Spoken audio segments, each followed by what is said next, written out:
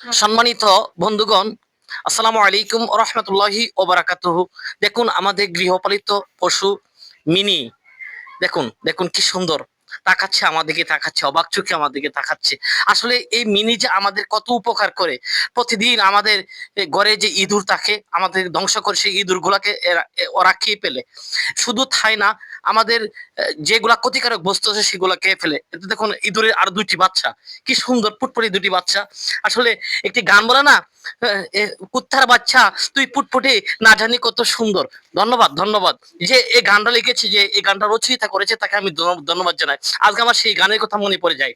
দেখুন তো কি সুন্দর পুটপুটি, একটি সাদা বাচ্চা আর একটি কালো বাচ্চা।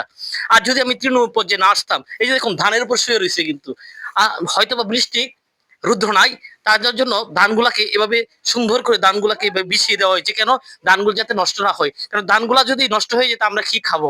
তৃণমূল পর্যায়ে আজকে এসেছি আমি এই ঘোড়া ধরে তুলতে।